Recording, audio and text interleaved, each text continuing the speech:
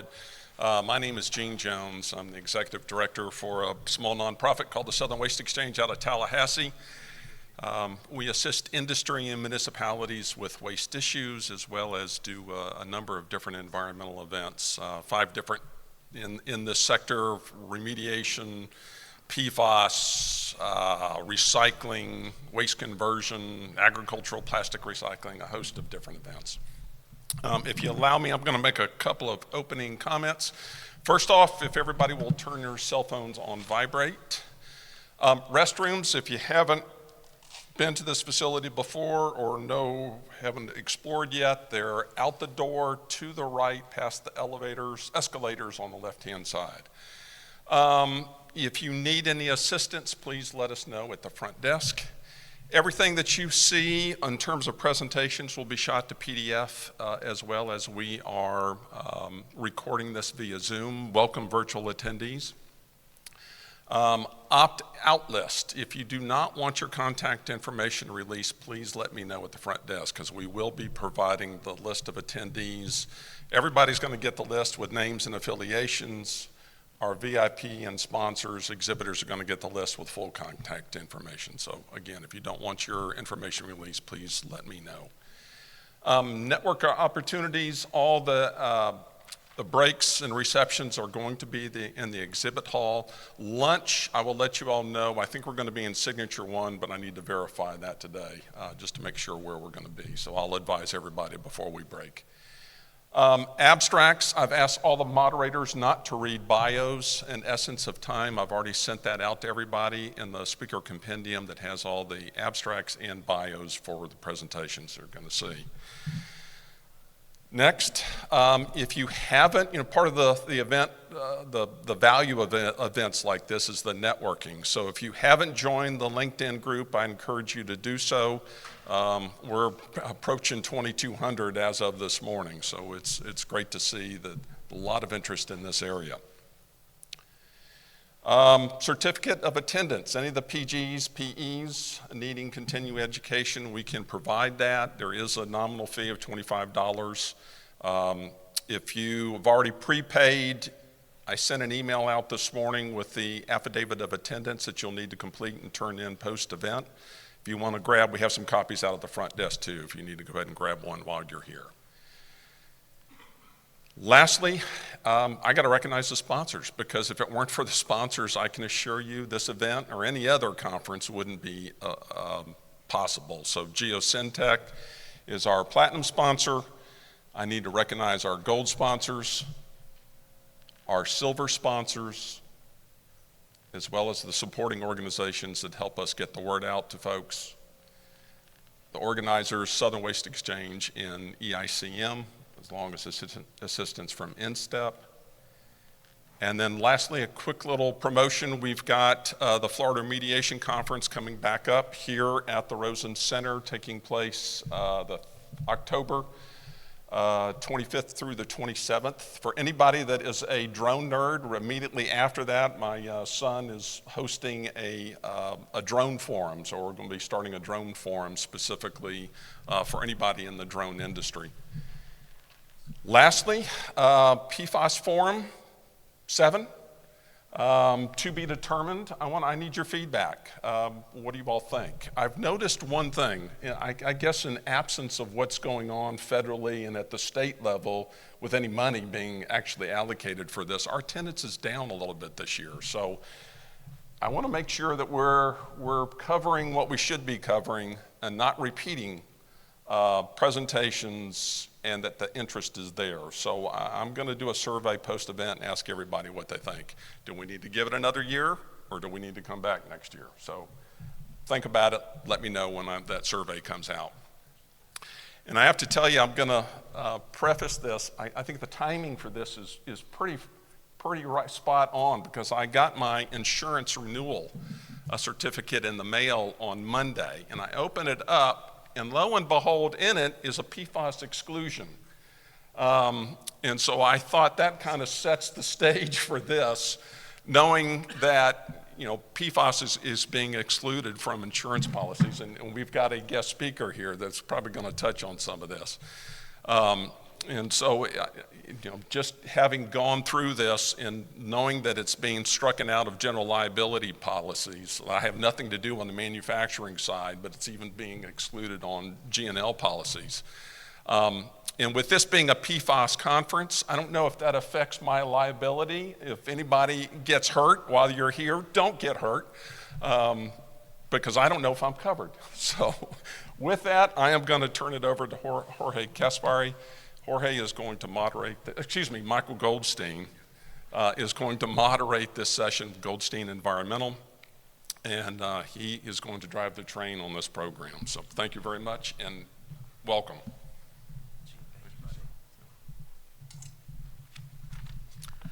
Good morning, everyone. First, Gene, thank you. Thank you for the introduction. Thank you for hosting this important forum. It's a pleasure to be here. Really, it's a pleasure to be anywhere. If anyone has flown American, you will know that that's a touch-and-go experience these days. Almost didn't make it, but we're here. So the opening session is, I think, the perfect way to set the tone for the next several days, and Gene teed it up perfectly. We are at a crossroads. This session will cover policy, precedent, and the path forward. If you look at the agenda, you'll see that the panelists are our dear friend Jorge Caspary, who is a giant in the industry. He's been in the private sector, he's been in the public sector, and a close confidant, and is driving much of the public policy that impacts on waste cleanup across the state.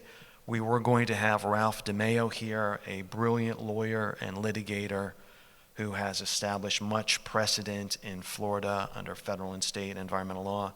Unfortunately, Ralph was not able to be here. Ralph, if you're listening, you are in our hearts and prayers. Stepping up to the plate is our dear friend Edwin Baez. Edwin is a senior environmental underwriter with Beazley Insurance. Beazley has saved more deals than I have fingers and toes, at least from my perspective. And it is also very appropriate that he's here today to speak on this particular session, PFAS at the Crossroads. I'm going to address that extemporaneously for just a few minutes, and then we're going to turn it over to Jorge Caspary. When Gene asked the question, should we be here again next year? Is there enough going on to make the juice worth the squeeze? Are we repeating ourselves?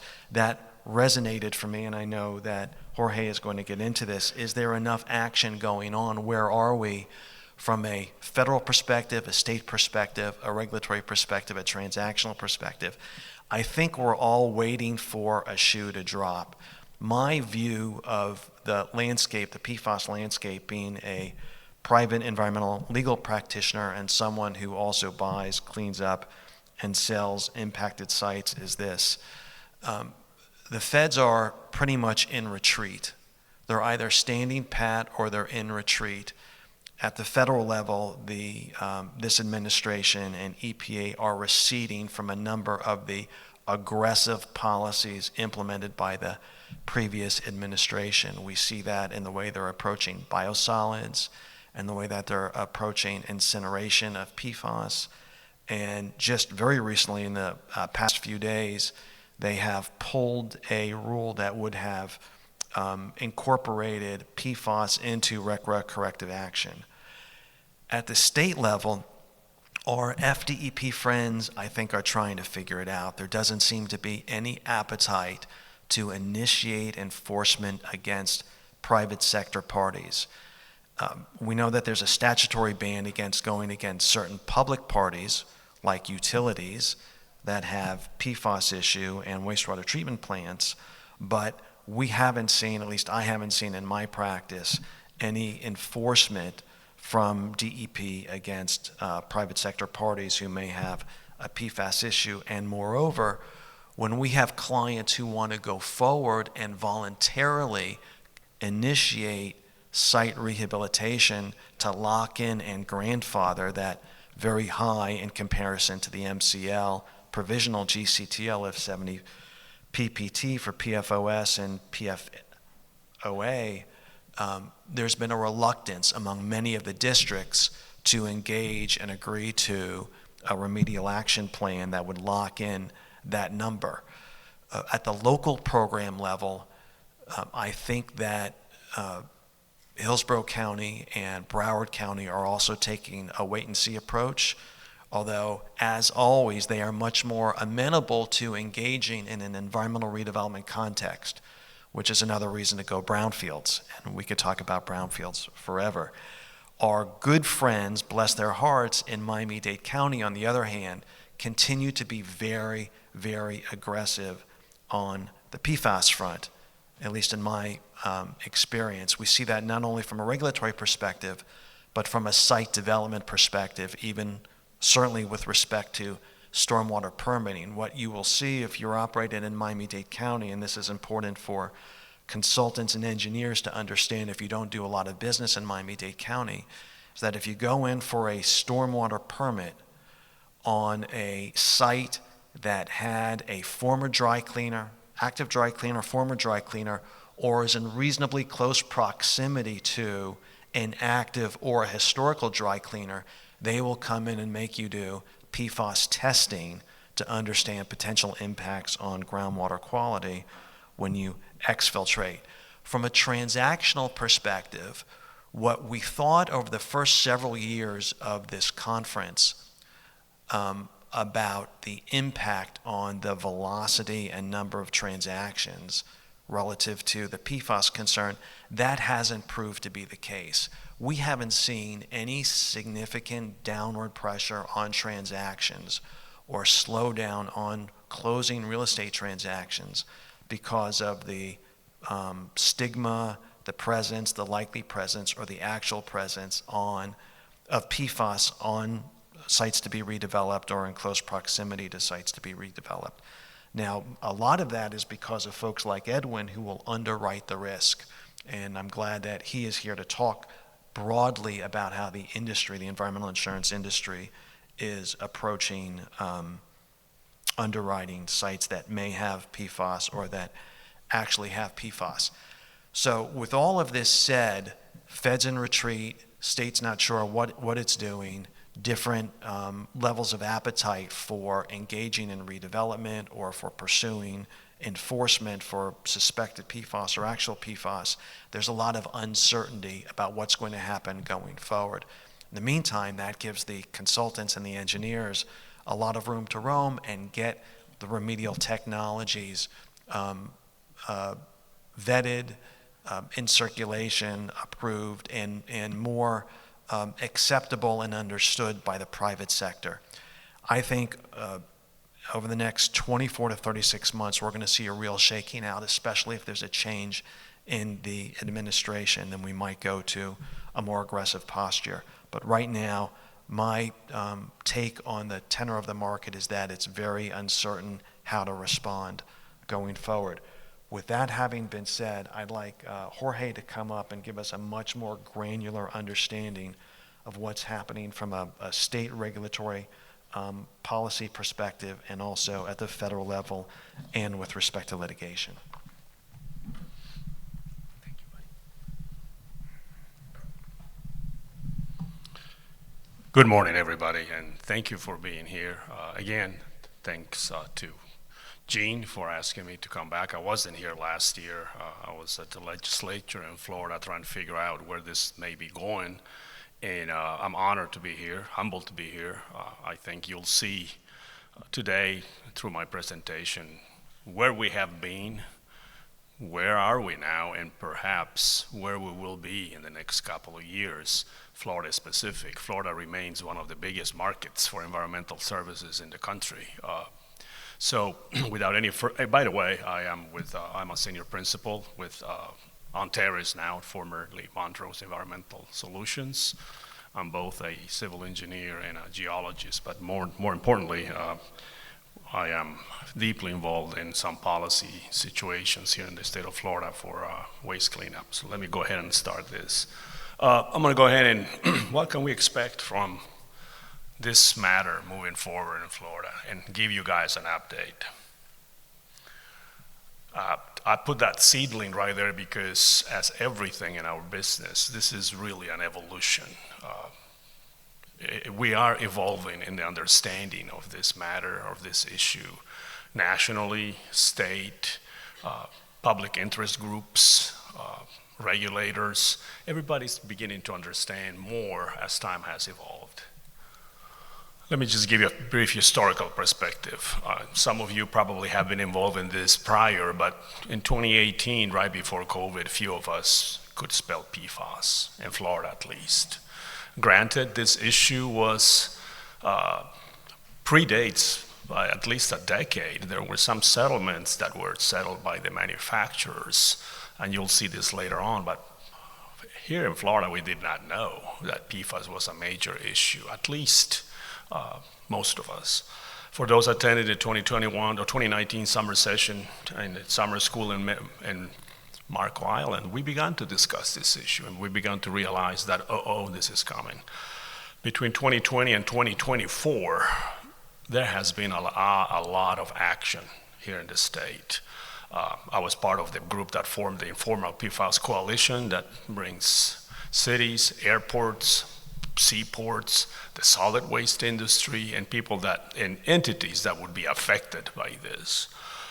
There was legislation, meetings with DEP, where are they going, how are they going to handle this issue, fits and starts, what do we do, the world is coming to an end, et cetera, et cetera. But I think cooler heads prevailed in this storm that we call PFAS. 2025, last year, EPA came out with their federal MCLs, and they're close to zero. I mean, at one point in time in Florida, we were thinking 70 parts per trillion was pretty much, unattainable until EPA comes back with 4 parts per trillion, which is the practical equivalent of zero. And that creates a whole bunch of significant challenges in remediation. Achieving that low-level concentration and declaring an aquifer free for consumption, it is a humongous technical challenge. But this is where we are. And EPA is supporting a 4 parts per trillion. And the courts, as late as last week, are supporting a 4 parts per trillion. And EPA is going to defend that. It is being challenged in DC, but EPA is saying we will withstand 4 parts per trillion. But the biggest difference is that EPA doesn't have a groundwater standard. It's a drinking water.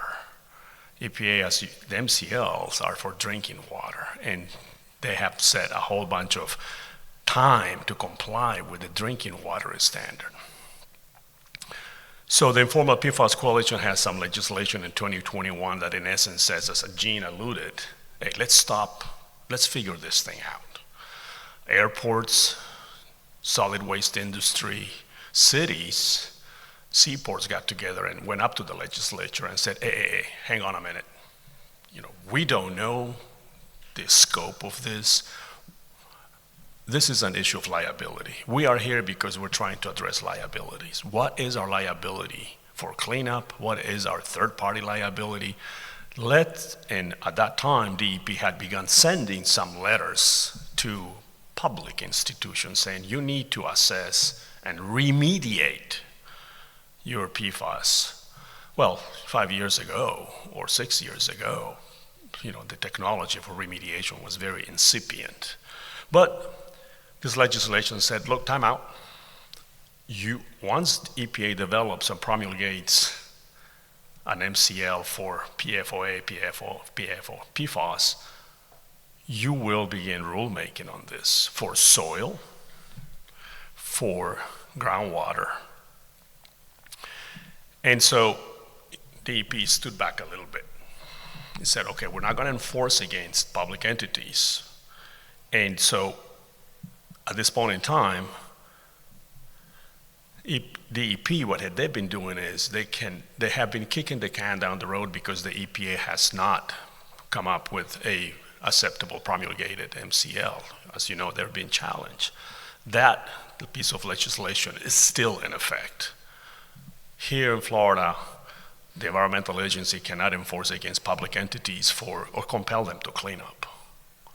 Notice that it does not extend to the private sector, but as Michael alluded, I'm not aware of any enforcement against the private sector for PFAS issues. There may be one or two cases, because the problem is that the 4 part per trillion or the 70 part per trillion de facto standard in Florida, has not gone through rulemaking. The EP may argue that it is an applicable standard, but I think the courts would say you got to go through rulemaking first.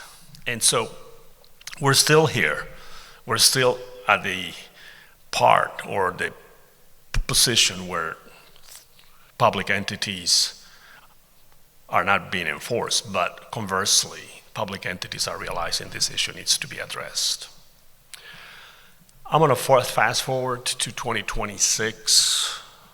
The PFAS issue really begins to grow this year. I met with the sponsor of the bill, House Bill 1019. The legislature is beginning to realize that this problem needs to start to be addressed. To me, as I was talking to Michael earlier today, this is a public health issue. Yes, it is an environmental remediation issue. It is an issue where our brain power needs to be put on, but at the end of the day, it is really a public health issue because these substances are everywhere. I think Dade County sampled some subset of tap water in a neighborhood and found out that PFAS is there above 4 parts per trillion. And so we're realizing that, these substances are everywhere. So in essence, here's 1019. 1019 establishes the first statewide restrictions on PFAS containing firefighting foam, and also requires by law that wastewater effluent needs to be monitored for PFAS. Major advances right there, because if for the first time the legislature is beginning to say, okay, we've gone long enough with this pause. Let's begin to wrap our arms around this massive, multifaceted problem. The bill doesn't yet establish numeric PFAS standards for wastewater or biosolids, because again, they're waiting for the DEP to come up with a standard, what we call their primary standard. But what DEP is going to establish is a standard for drinking water. But as we know in Florida, the drinking water standard, it is the groundwater standard. I'm just going to, in the interest of time, key takeaways from this bill. Establishes a source control and environmental monitoring. In essence, AFFF can no longer be accepted except on very few occasions for first responders in the state of Florida, meaning airports, and I was speaking at a conference a couple of weeks ago on airports. Airports cannot have AFFF anymore. They need to report to the DEP. So, in other words, not only the market forces are forcing the main users of these substances, because there's no more AFFF being manufactured. The market is forcing airports and seaports that use these substances heavily for their firefighting systems to adopt a fluorine-free foam. But now the legislature is coming and saying, okay, we need to control this source. You, on one hand, cannot be suing the manufacturers of these, which we will discuss in a minute, and on the other hand, keep using these substances. It's contradictory. This is important for us consultants or manufacturers of treatment systems. Wastewater effluent the utilities must begin PFAS monitoring. So this really is a major issue because now, as per the law, wastewater effluent needs to be monitored for PFAS. It doesn't say what you do with it, but the writing is on the wall because now future PFAS standards or the framework of actions are coming, not just on groundwater or drinking water, utilities. As you know, Florida protects its surface waters rightly so, and nobody wants to see wastewater being discharged to surface waters of the state containing PFAS. Now, what will be the standard for surface waters, or what will be the standard of effluent? TBD, and I'll discuss that in a minute. So what we've learned so far on this issue, it's multifaceted. I mean, I don't think anybody's got all the answers. We're still evolving. Remediation will be long, and as of right now, what we have been used to ourselves, consultants for the last 30 or I've been around for a long time, there's really very few technologies that would destroy this in situ. They require extraction, treatment, filtration, and all that of groundwater. But this is not an air sparge SVE that in 3 years you reduce 90% of the mass, or you apply bioremediation, and in 3 years you have 90% reduction in mass flux to a well. It's going to take a while. We are beginning to understand more macro risk versus micro risk. We have a big program in the state of Florida that remediates gas stations. That's micro risk. What is the risk of a gas station versus what is the risk of a large diffuse plume, such as the city of Stewart in Florida? I mean, that's miles long. So who is at risk? We're beginning to understand that. How are we going to respond to this once we have a state standard in real estate transactions? As Michael alluded, right now, banks are not blinking because we have underwriters that are underwriting the potential risk of these issues. The federal MCLs are being supported by the EPA. Absolutely. The Zeldin administration is saying, we're going to support 4 parts per trillion for drinking water. But they're being challenged, and I think this challenge will go all the way to the Supreme Court. So there's a strong push for some form of liability. I'll be frank with you. Florida, it's a very litigious state for third-party liability. And so there is some push in the next legislature or in 2028, solid waste industry. Everybody needs landfills. Everybody needs, they are the innocent recipients of PFAS. Airports, they are one of the major sources of this. Airports are saying, our mission is to bring passengers and send them out or receive passengers. What if some of our budget needs to be spent hundreds of millions on remediating large plumes that presumably exist at airports? Same thing with the solid waste industry. How are we going to address plumes leaving the zone of discharge of a landfill? And so those are the issues that we're beginning to understand. Many states responded differently. States in the Northeast were the most aggressive. They have standards, and then they are beginning to remediate and create opportunities for people like us. Is the 4 parts per trillion really achievable over the long term? We'll see. Groundwater extraction and treatment, what is the really present worth costs over years of operations? We all are here, we know about the technologies, but something that I hear from clients is, okay, say we have a plume, say we apply some form of remediation. Tell me how much is it going to cost me budgeting over the next 30 years, because the reality, that is the estimated amount of time that this is going to take in so many cases. Rebecca is increasingly being seen as one of the major ways out of this, risk-based corrective action. Risk, and we'll discuss that in a minute. I would say the other PFAS compounds, yes, the current administration is taking a look, but they're no-go as long as Republicans are in charge up in D.C. Right now the plate is so full with PFAS and PFOA that they hardly have the time to train their eyes on the rest of the 5 or 6 compounds. They're just too busy trying to, what are we going to do with 2 and how are we going to go ahead and remediate it? Assigning responsibility to large diffuse plumes is important. We don't know how that's going to be. One of the major issues is how are we going to fund the cleanup of this? CERCLA cannot do it. The $3 billion Superfund Trust, can hardly keep up, and the average lifetime of a site is about 40 years or 30 years, so we don't have that time.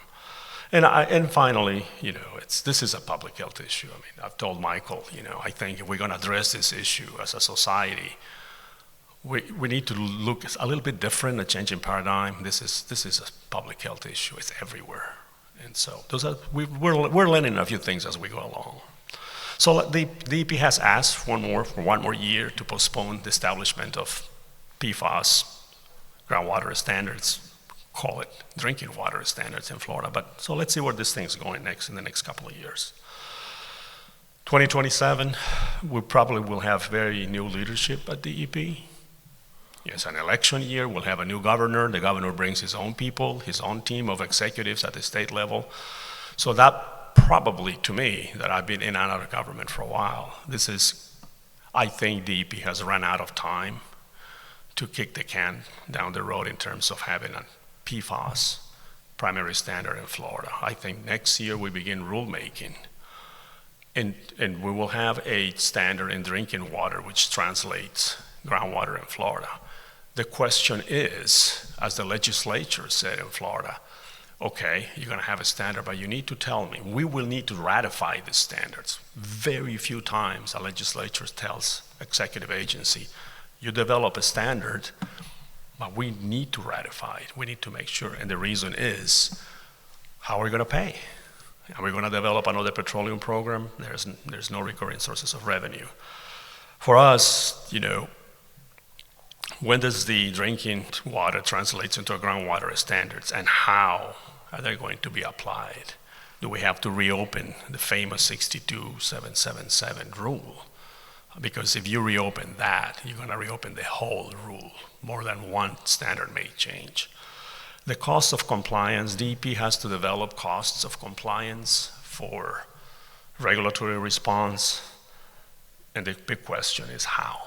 How is the private sector, how are we going to respond to orphan sites? I mean, the dry cleaner program in the state, 80 or 90% of dry cleaners have PFAS. Again, that program, it's a slow remediation program because, we have recalcitrant compounds in TCE, PCE, but now we have PFAS added to that equation. And so how are we going to pay for this? That's what the legislature is beginning to realize. I think a paradigm shift is beginning to emerge, at least here. And likely Florida is going to follow. It's called managed risk. Here we have a caption of that guy right there sitting down right before a firing line in whatever it might be in China. But really, given the size of the problem, how do we begin to address this issue? And I think part of the solution is we need to control exposure at the point of distribution of water. Take care of the people that are affected primarily. Utilities have to test for PFAS now. Sample private wells. Florida has got tens of thousands of private wells, and the state needs to come up and say, okay, we need to sample these private wells. And so if there are impacts, there's a market opportunity for manufacturers of miniaturized filtering systems for PFAS. There's the market because you're going to have these users with PFAS located near former sources. And we need to start to get our hands around the issue, but first take care of the people that are directly affected, the imminent risk ones. Above all, manage the immediate risk. Look then, and only then, you start to look at likely sources, airports, dry cleaners, manufacturing plants, et cetera, et cetera, et cetera. And then you begin to assay responsibility. Who is really the responsible party in diffuse plumes? I attended a talk yesterday on speciation and trying to assign some level of fire-related PFAS versus not fire-related PFAS, and I think that's where the issue is going to come in. Some specific issues, future challenges that we all are facing. Funding funding, it is funding. How are we going to fund what inevitably are going to be very expensive remediations? Stormwater. Stormwater will enhance monitoring and reporting and include PFAS. I'd say yes. We're beginning with effluent from wastewater treatment plants, but stormwater, under an MPDS, general permits will probably start to have monitor for these substances. POTW discharges to surface waters, they need to start monitoring them now. So they're very likely to be regulated in the very near future. Again, they're right below are the surface water provisional criteria. They're not promulgated standards. And look, PFAS, I think it's 4 parts per trillion in stormwater, in surface water. So this year we begin to see the emergence of a framework that's going to start addressing these issues. It's very complicated, multifaceted. There's also a rule that Michael has participated, 62.524, called the delineated area rule. We've initiated some rulemaking on this. The EP is going to announce some workshops, but I think this rule, if you have the interest, read it, because this rule is going to set the stage on how the EP is going to operate when we have diverse large plumes. So I encourage you to take a look at that. So the seed is growing in Florida. I think, in my own personal view, expect a lot next year, and certainly in 2028 in terms of the regulatory framework finally coming together to start addressing this issue from a different perspective. Funding response, regulatory response for everybody, not just, sites, but utilities, a public health issue. I think the state has gone long enough in terms of stopping some of these issues or trying to catch their breath. But now the legislature is realizing we got to do it, and we have a new administration coming in that will have to address this issue. That's all I have. Right on time. Thank you.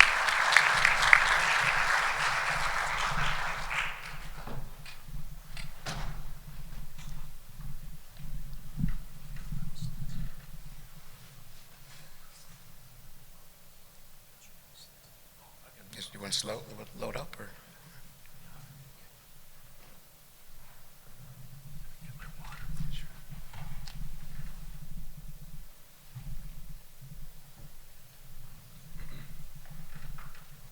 I could talk while we get the presentation up. My name is Edwin Baez. I've been with Beazley Environmental for 9 years.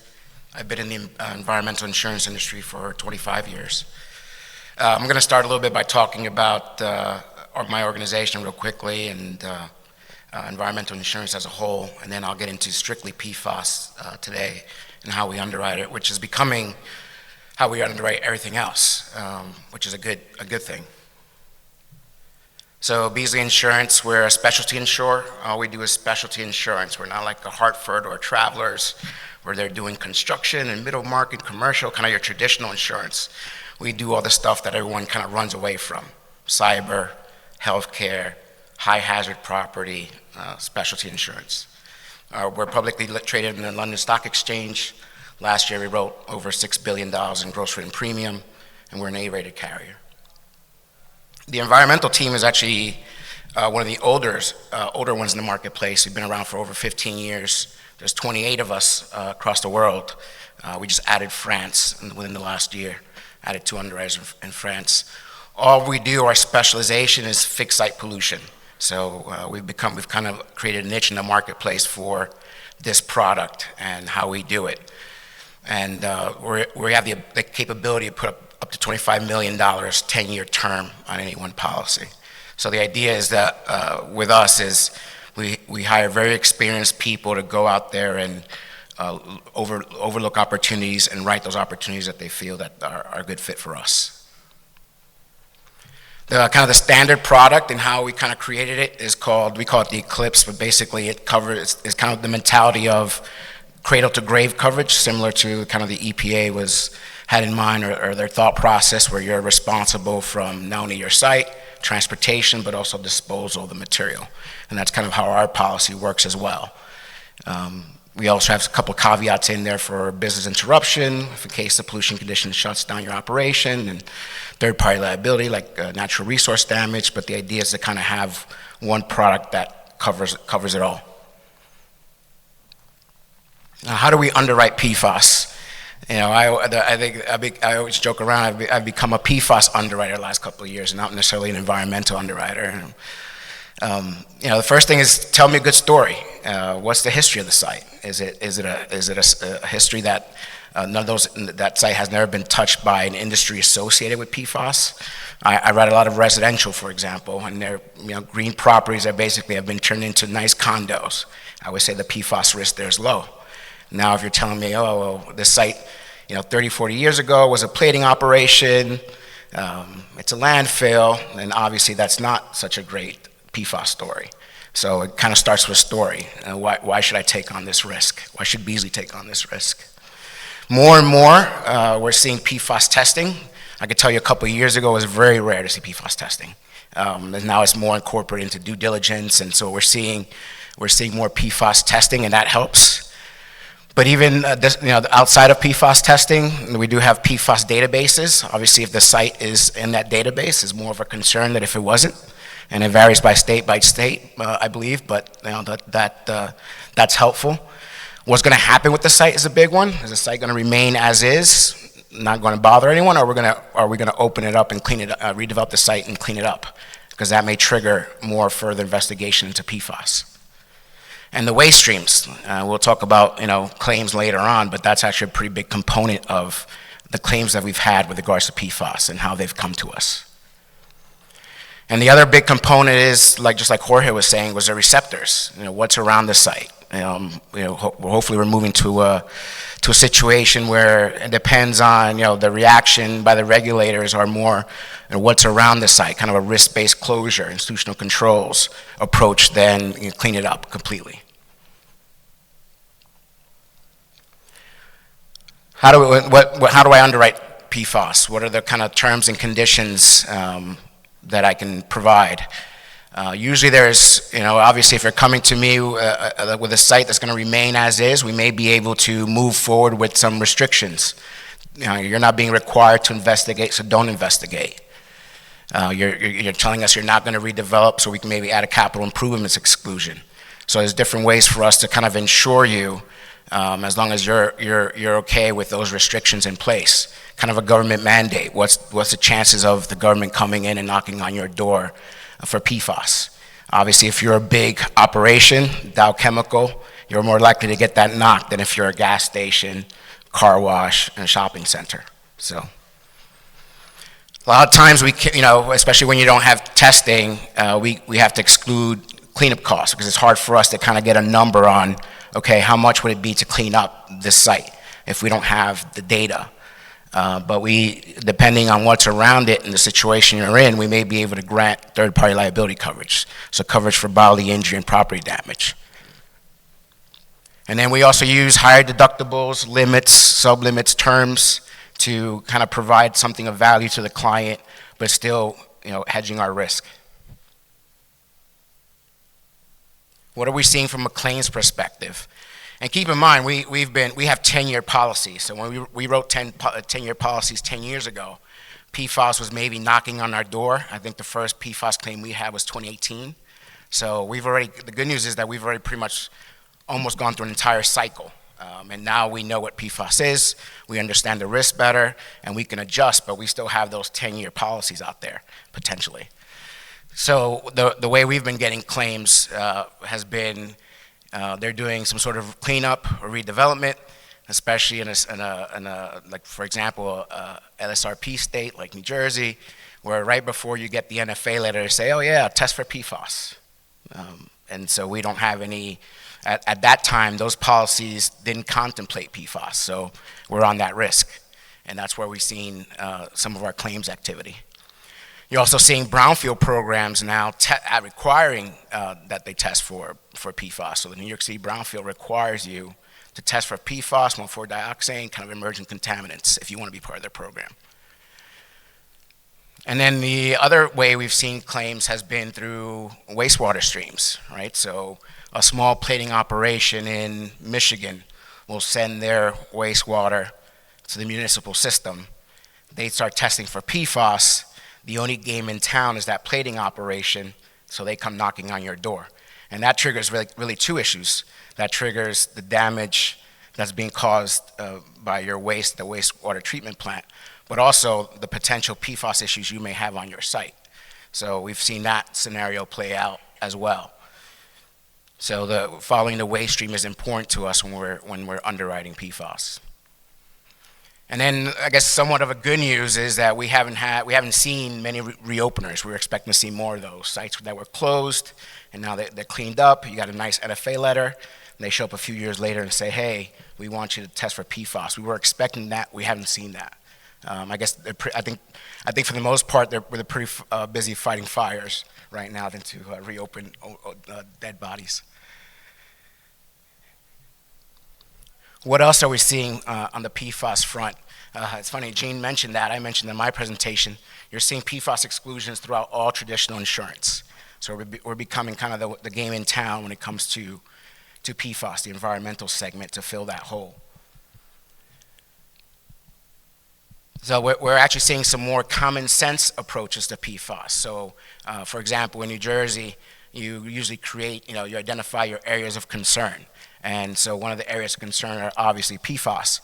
And so LSRP will comment and say, hey, this site doesn't have a history of PFAS use. It shouldn't have because of the industries that are involved. So they'll close out that ALC and no further testing will have to take place, which is kind of what they do with traditional contaminants.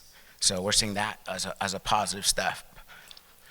We're seeing more of a traditional institutional control approach. If it's surrounded by a bunch of warehouses, if it's an industrial area, is that PFAS really going to do anything else, anything more damage than metals or chlorinated solvents? So that type of mentality approach is being used more and more. And we're definitely seeing an emphasis on drinking water and natural resource damage when it comes to PFAS. That obviously when those things are in play, then it becomes a higher risk, higher scrutiny, and it's a more difficult underwrite for us.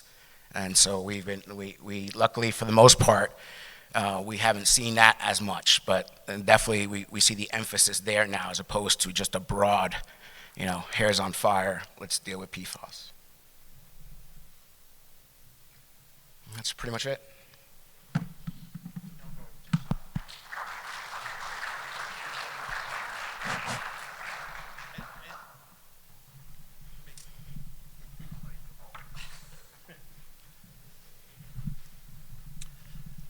Edwin, a few questions for you real quick, and then we have a follow-up presentation by Jorge on the litigation front.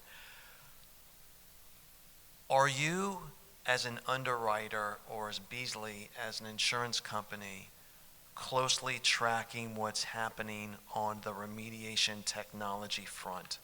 Right, we've heard over the past several years, and we're going to hear going forward over the next few days, a series of presentations on advancements in assessment and remediation technology. Is this something that goes into your underwriting? And if so, is the anxiety level that you experience as an underwriter lessening because of what we're hearing from our friends in the industry about the progress being made in being able to effectively assess and destroy PFAS in soil, groundwater, air, sediment, surface water, et cetera? It's definitely getting better. We definitely see more remediation strategies available to us, remediation systems, which it gives us a better result, better understanding of what our costs are. But everything varies by state, everything varies by standards. So, but overall, it's a positive, way more positive message the last 3 years than it was 3 years ago. And the last question I have for you, again, focused on the consultants and the engineers and the innovators on the technical side. When you underwrite a site that has documented PFAS,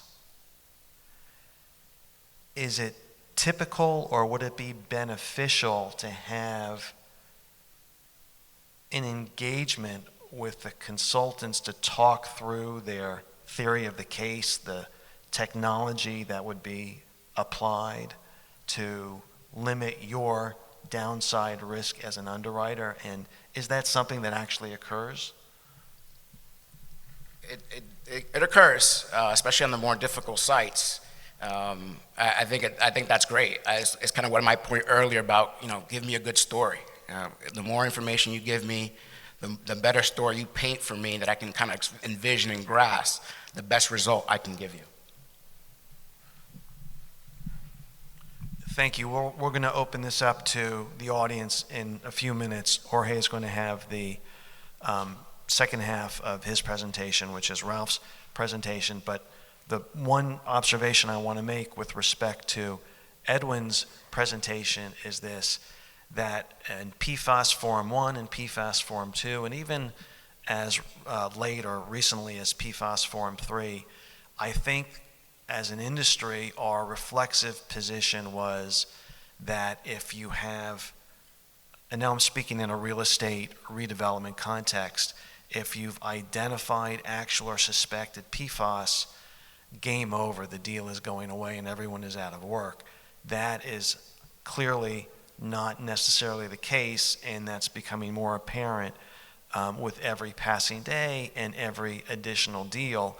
And there are real opportunities to, instead of turning away and looking for a less complicated site, to put our collective shoulder to the wheel. So I encourage the consultants and the engineers to be active and proactive and persistent with your lawyer colleagues and your clients in volunteering your abilities and what you bring to the table to engage with the environmental underwriters to keep these deals moving forward.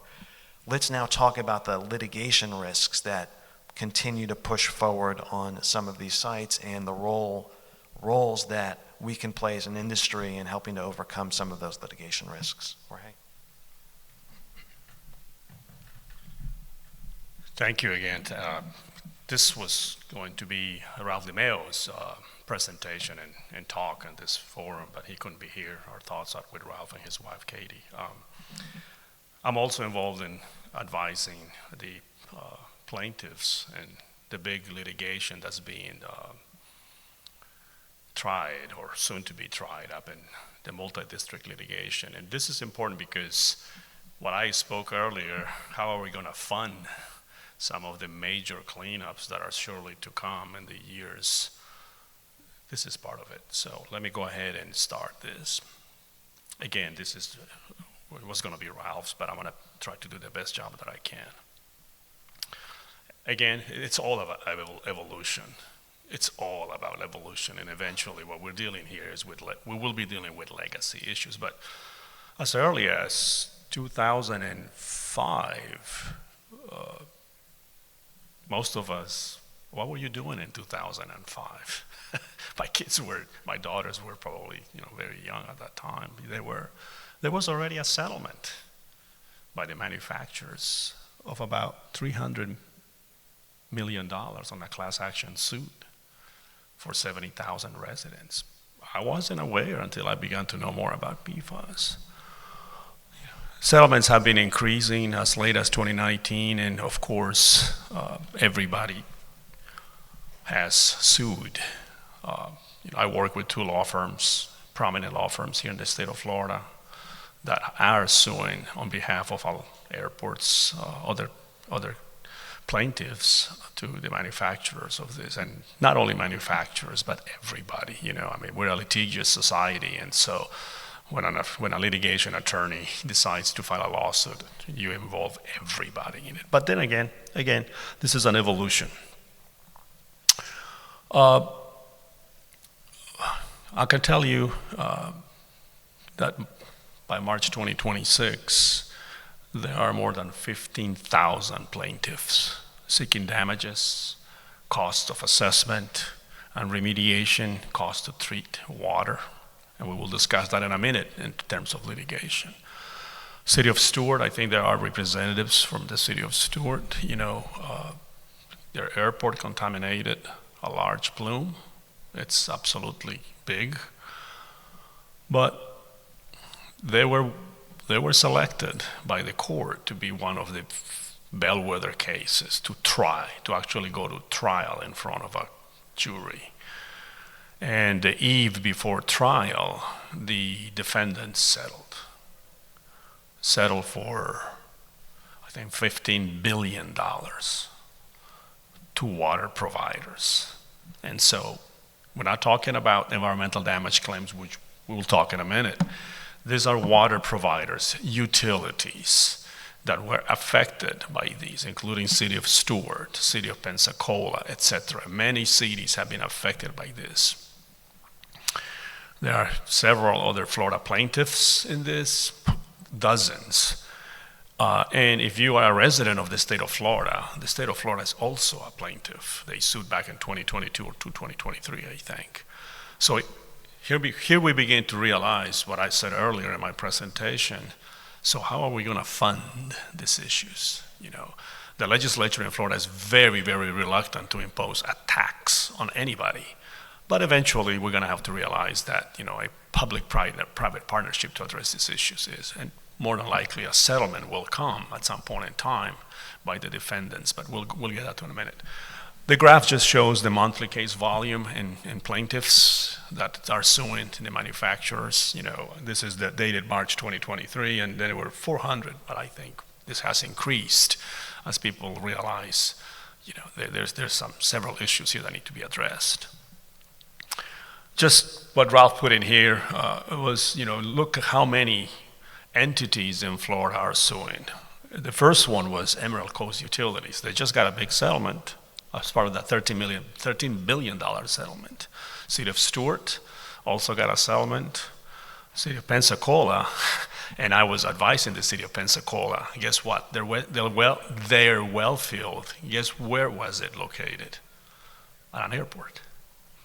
And so the City of Pensacola was going to be one of the bellwether cases until the City of Stuart presented a better case. City of Tampa, Hillsborough Community College. Why a small community college? Because they have a fire training academy. And as we all know, fire training areas are one of the major sources of this impacts to the environment. Martin County also got affected by the plume over in the City of Stuart. And more, City of Tallahassee, Pasco County, water facilities, Monroe County down in Key West, Collier, Naples, the Fire Control Rescue District, City of Bartow, the latest one. So a lot of legal issues are coming to the fore. So again, 2018, there's a 3M settles for $150 million near Minneapolis, St. Paul. April, Florida sues in 2022. I think this is 2023, but Florida sues to recover costs for mitigation on behalf of its citizens. That may be one of their sources of funding that I was telling you earlier. 2024, the final settlement for water providers, 3M agrees to pay $12.5 billion on the eve of the trial, and DuPont settles for $1.2 billion. And we'll discuss that in a minute. For known and as yet undiscovered sources of PFAS contamination to the water utilities. The deadline, however, this is important, the deadline for utilities affected by PFAS that want to have a bite at this settlement expires next month, or actually July 30th. So there is a limit. Specific testing requirements are required. Not just anybody can say, well, I think I was affected, so therefore I need to become part of this settlement. Where there are some specific testing requirements, and the city's consultants are involved in this, probably you are on behalf of a city in Florida. Again, as late as last month, not counting settled water provider cases, which they already settled, the court has approved that settlement, there's over 15,000 cases. About 25% are environmental damage claims. Mainly the state of Florida. Airports are suing for environmental damage claims. The rest are personal injury cases. These numbers are expected to grow as everybody, or at least the regulatory framework, begins to realize, this is a public health issue. Key dates, this is important. Key dates, Water Providers Action, the fund, I think Ralph forgot to put a fund at D right there. Water Providers Action Fund claims July 31st, 2026. Primary claims for submission deadline for compensation for cities that want to have a bite at this settlement. That's the deadline. Special needs, if a city or a water utility needs more money, the claim is August 1st, 2026. Failure to meet these deadlines results in a forfeiture of settlement funds. You can no longer sue them, you can no longer have access. So I think there is a rush, there must be a rush out there in the legal community for cities that are being represented to have access to this settlement. Otherwise, you cannot sue them anymore. So, key dates on the multi-district litigation, personal injury claims. As of this month, the court has selected 28 personal injury cases, bellwether cases. 8 kidney cancer, 8 testicular cancer, 8 thyroid disease, and 4 ulcerative colitis. They are continuing as we speak through case-specific discovery, but these are the cases out of which 1 or 2 will emerge, just like City of Stuart in Florida, that will decide a settlement, more than likely a settlement. I don't think the defendants are going to go to trial. They're probably going to settle. The bellwether trials are expected to happen in mid-2027, so I think by that time the defendants may settle. And what you see below are settlement tiers that are projected for those personal injury claims. Tier 1, it's long-term exposure to PFAS. With kidney or testicular cancer, the estimated payouts are between $200,000 to $600,000. Tier 2, moderate exposure, still developing those illnesses, those conditions, probably $200,000. And then very limited exposure will probably settle for a lot less than that. So those are the conversations happening right now for personal injury trials. This is important now. So, because most of us work with cities, most of us have attorney clients that work with cities or represent cities. What about environmental damage claims? And these are major, major settlements. When the state of Florida sues for environmental damage claims, what it really means, was Tampa Bay affected? Probably by the manufacturers. How are you going to settle that claim? March 2026, some defendants started to offer or started to look at a possible bellwether environmental damage claims cases. They're realizing that next is this major issue. But some of the defendants, as you know, not only the manufacturer are defendants, distributors are defendants, everybody that handled these substances are defendants. They did not want to select environmental damage claims yet until the personal injury cases are resolved, which probably will be resolved by next summer, not this summer, next summer. However, very important, as late as last week, the court ordered in anticipation of environmental damage claims, 12 cities were selected. And out of those 12 cities in Florida, City of Tampa, Palm Beach County, and Hialeah were selected to demonstrate that the product applied in their fire training facilities is directly related to the defendants. So the court is moving in the direction of, at some point in time, environmental damage claims must be addressed. Now, the judge up in the MDL has said, well, these are major claims, in some cases hundreds of millions of dollars, probably $500 million. What is the state claim? Nobody has put a number on the state of Florida claim. But he said that this may have to be handled through the US Congress because the funds are immense. The requirement of funds need to be addressed somehow through some form of a CERCLA program and all that. So I think this was presented by Ralph last year or the year before. These are some of the settlements that have happened and the effect on the companies. And last night during dinner, we were discussing some of these. The 1998 tobacco master settlement was for $206 billion. They're still paying for it. A couple of tobacco companies went kaput. They ceased to exist. You know, the asbestos settlement, we still see mesothelioma ads on the radio or in TV or in social media. That was for $30 billion for mesothelioma cases. Johns Mansfield, which was the main manufacturer, went bankrupt. Phillips Morris, the tobacco settlement of a few years ago was for $28 billion. They do not operate in the US anymore.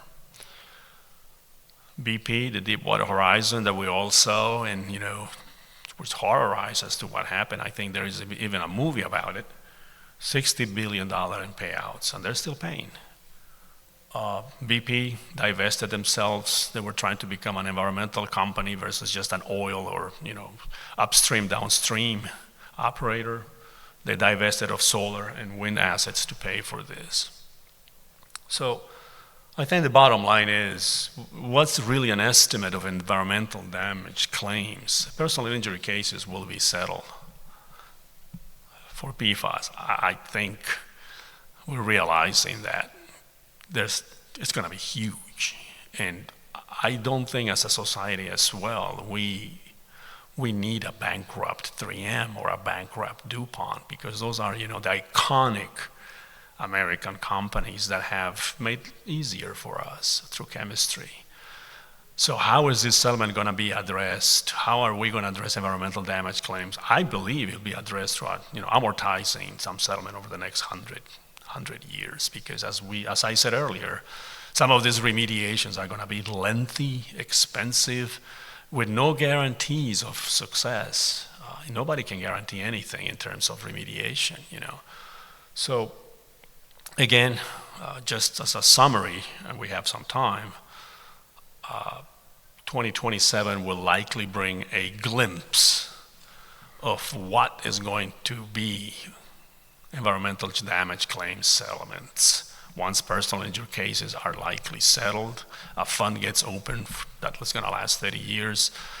The defendants carve out part of their profits into a fund over the next 30 or 50 years to pay for these claims, and then we begin the process of, assessment, remediation.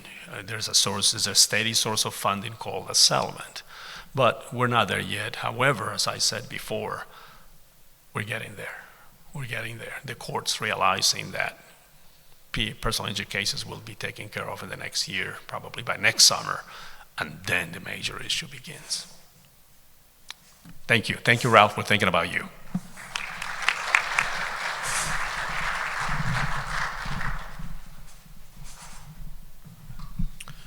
Gentlemen, thank you for those remarks and observations. Let's open it up to the audience for questions. All the way in the back. Just a moment, please. Can we just start right here? Sorry about that. Hey, Joe. Great presentation, nice updates. Always good to hear you all speaking. I had two questions. One is either for Jorge or Michael. Is a dry cleaner owner where PFAS has been detected still protected for liability under the dry cleaning program? Jorge, do you have an answer? That's a very good question. Thank you, Joe. That's a very good question as far as liability. But I think from a cleanup liability issue, a dry cleaner operator or a dry cleaner that had PFAS would, since we don't have a cleanup rule or a statute or a MCL, at this time would be protected. Once the EP comes with a primary standard, that's where the big questions are going to come in. To what extent a dry cleaner who's an innocent receiver, just like a landfill, have One, cleanup liability protection, and second, a third-party liability protection. So that's still an open-ended question once the MCLs come in. But right now, the EP doesn't have a statutory promulgated standard, so there's no standards right now in Florida. Let me add a friendly amendment to that. Here's my understanding of what's going on with the Florida Dry Cleaning Contamination Cleanup Program relative to PFAS. The program, as I understand it, is paying for assessment, but they won't pay for remediation. With respect to liability, I believe it's OGC's position, Office of General Counsel, that the liability protection doesn't apply. Now, it hasn't been vetted by court, and the liability protection that would typically be asserted would be asserted by a private party against another private party bringing a claim. So that issue hasn't been vetted by the courts. But I will say this, I'm going to put a plug in for brownfields. To the extent your client owns a dry cleaning impacted site that has a commingled PFAS plume that's migrating off-site or threatening to migrate off-site and giving rise to a cause of action by a third-party plaintiff for cost recovery or property damage, to the extent you go into the brownfields program, enter into a site rehabilitation agreement, a BSRA, not only would your client get tax credits for the cleanup, but they would be protected against claims for cost recovery and economic damages. Of course, at that point, the state's no longer paying for the cleanup, but as I understand it, the state won't pay for the cleanup of PFAS at chlorinated solvent sites in the dry cleaning contamination cleanup program anyway. This way you get to have your cake and eat it too. I think you had a second question.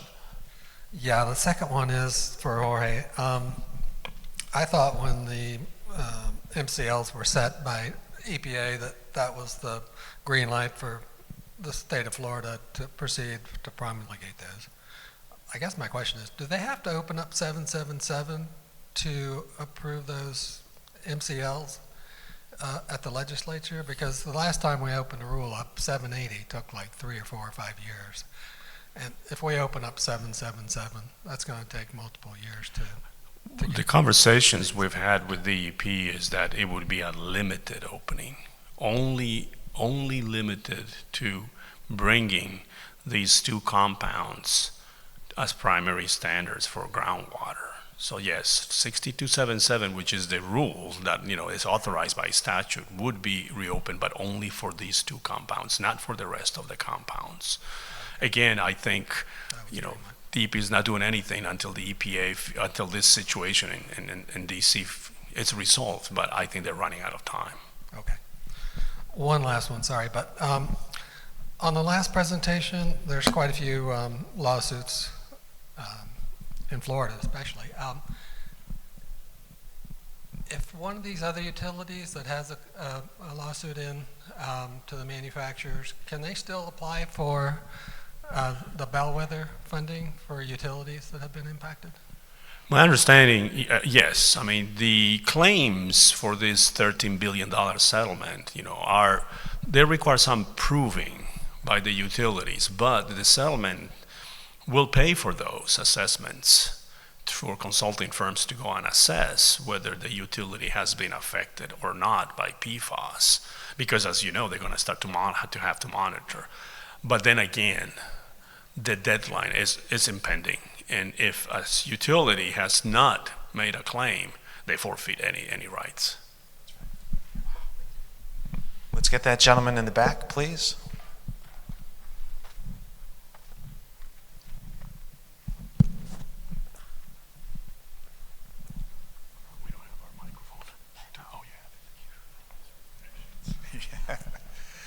Didn't 3M enter a MOU with the EPA, and how is that affecting the settlement payouts? And didn't they settle an MOU for, I think it was $300 billion? So we're not aware of that, but to the extent that there's an MOU between an agency and and 3M, it wouldn't impact on the judicial settlement, this $13 billion fund that's been set up, which is now proceeding in 2 phases. The first phase is over. As Jorge mentioned, we're now into the second phase of settlements. So, but my question really is doesn't that MOU overarch some of these settlements and some of the litigation that's going on? I don't think we can speak to that right now. Yeah, I asked the same question of the EPA at another conference, and their mouths are sealed on this issue. The actual, MOU was reported in the news, but no one can talk about it, including the EPA. And I'm wondering how this is going to be an overarching, obviously, issue, and I'm wondering where it's going to rear its ugly head again. We'll address that in PFAS 7. Other questions? Yes, right here.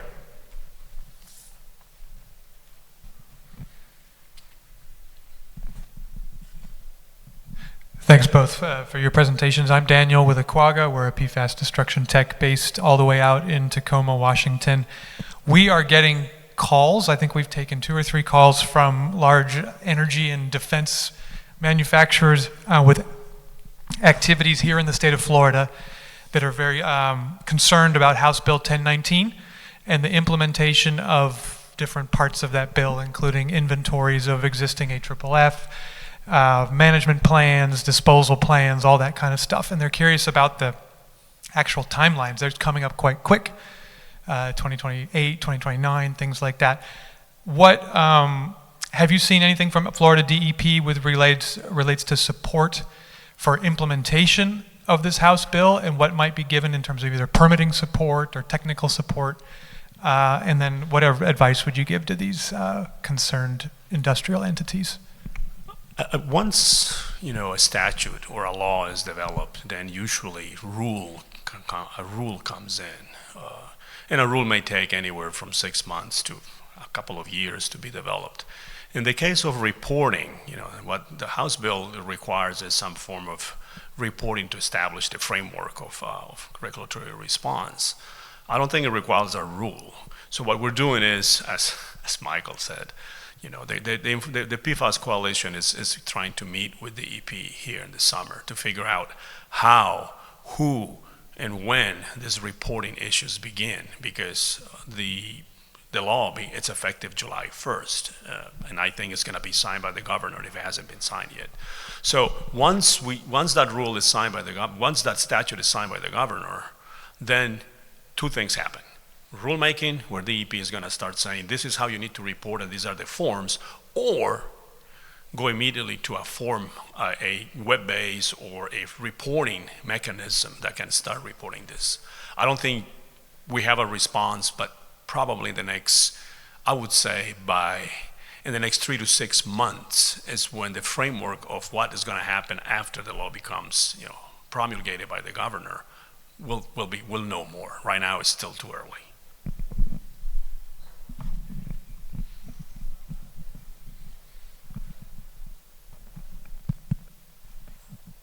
Thanks. If we have clients who are not in drinking water but would like to investigate their source for PFAS products, what is their current responsibility to report their results? Well, that depends. A good lawyer answer. If you're in Broward County has a rule under its code that requires disclosure, I believe, within 24 hours of discovery of any contaminant. I'm not aware of any other of our 67 counties that have that type of very express contamination reporting rule. At the state level, there is the ability to get backed into a reporting obligation if the party in question is otherwise subject to Chapter 62-780 Florida Administrative Code. If there is a discovery of a discharge or a release and that party is subject to 62780, which is a statutory question relating to liability under chapters 376 and 403 Florida statutes, then a 60-day rule and a 60-day time clock and a 270-day time clock begins to run. The 60-day time clock relates to the requirement to initiate assessment, and the 270-day time clock runs with respect to filing a site assessment report. There's also a reporting obligation to the extent that one confirms off-site migration of contamination. Arguably, PFAS as a family of compounds would fall within these disclosure rules. Outside of that, it gets very murky. So what I would suggest is that if there is uncertainty, you recommend consulting with environmental counsel. You're welcome.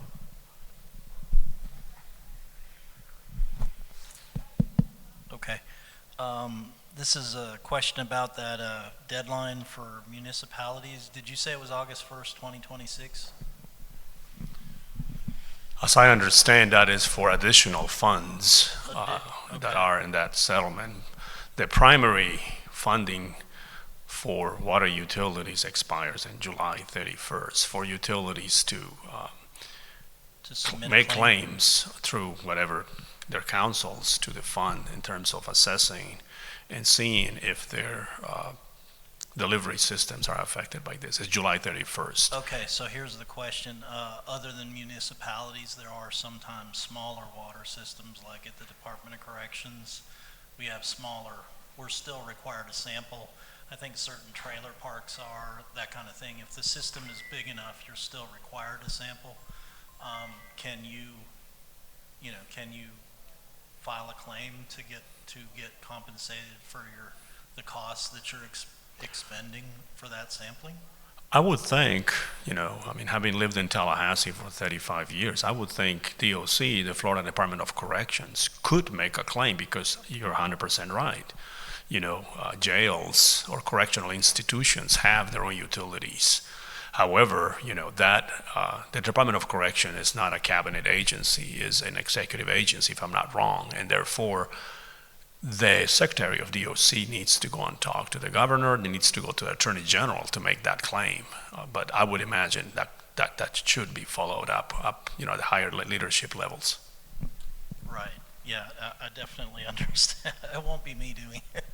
And then, let's see, along with that, forgetting my thoughts, I've got stage right here. So you said that the state of Florida was submitting a claim on behalf of all of its citizens. How does that work with respect to us, where we have our own water systems? Would we have to file some kind of separate claim if it came down to it, or would we be under that umbrella of the state of Florida? I mean, I know that you may not know the answer to that question. I think, I understand. I think I know where you're going. And what I spoke to my presentation, this is a multifaceted issue moving very fast. I don't know if the Office of the Attorney General knows that the executive agency DOC has utilities, and there is a settlement available to jump on them right away, or they will lose the right.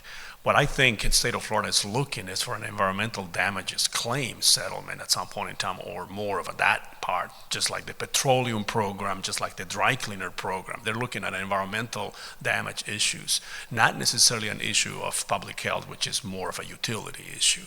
So I think that is where the disconnect is in the state of Florida. Higher leadership needs to be aware that there's this settlement, and that DOC, needs to at least investigate through council, through everybody, whether they already qualify for this and jump on it, because if not, they lose that chance. They will Monday. That's why I'm asking these questions. Thank you.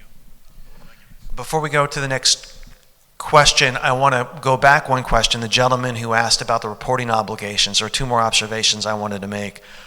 One is that a prospective purchaser never has a reporting obligation in the state of Florida. if the due diligence is shared with the seller and the seller is the property owner or otherwise has liability under Chapter 376 or 403 Florida statutes such that Chapter 62-780 applies, then the seller may be backed into a reporting obligation by virtue of the knowledge it's getting from the prospective purchaser. But even in that instance, the answer is unclear because the property owner could take the position that I didn't contract for this data, I have no right of reliance, I don't know how it was applied, therefore I don't really have actual knowledge.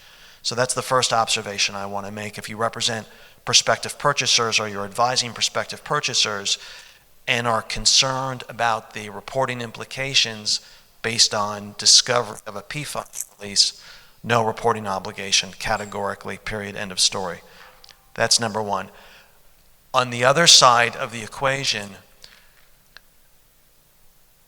certain counties, and I'll go back to our good friends in Miami-Dade County, certain county-based regulatory agencies in connection with development approvals will require the disclosure of Phase 1 and Phase 2 data such that what otherwise may not have to have been disclosed becomes disclosed as a condition precedent to getting a permit for land development activities. So it's important that we understand that from a practitioner's perspective and a malpractice management perspective, that while we can provide certain levels of assurance to clients about the sanctity and non-disclosability of PFAS data, if we're going forward with that client through development, it's within a county's home rule authority to require, from a public safety perspective, to provide data or to generate new data to get land development permits or stormwater permits. Do we have another question? We've got a few more minutes. Right here.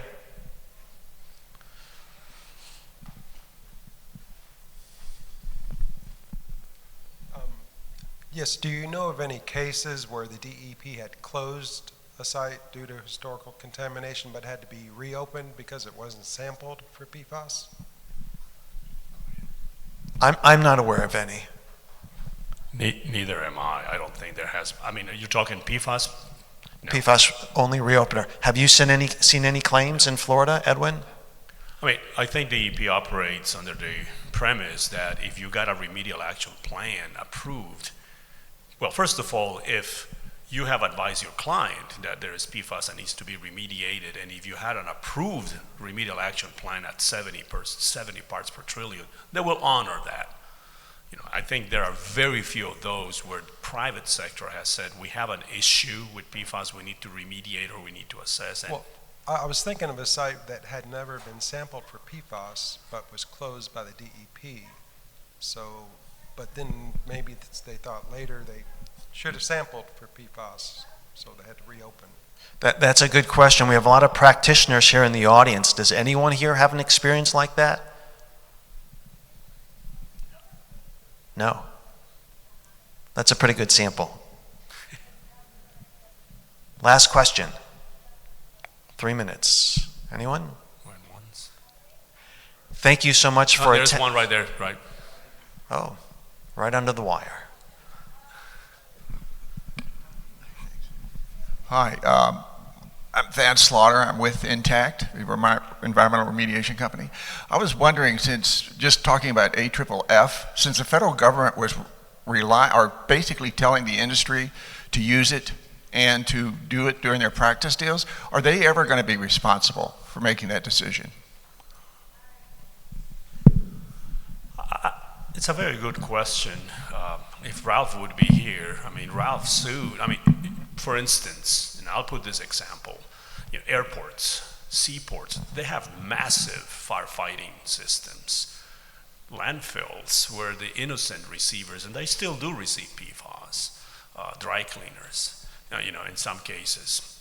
So in the case of airports, seaports, you know, they were mandated to use this thing. So I think and that's what I said in my earlier presentation, I think the federal government is trying to realize how do we resolve the issue of, first, public health protection, and second, cleaning the environment. But if Ralph would be here, I think the United States government could be sued itself. And the thing is, of course, what type of claims or damages. But yeah, the United States government is responsible for some of these. Can they be sued? I think they can.